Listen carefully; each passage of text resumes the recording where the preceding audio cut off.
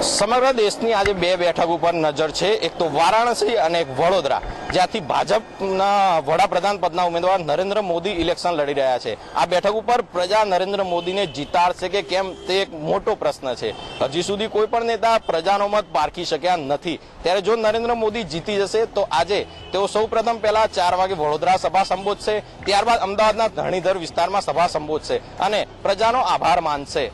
Cameraman દર્શન પ્રજાપતિ સાથે Dhaval Patel, face of nation, Ahmedabad.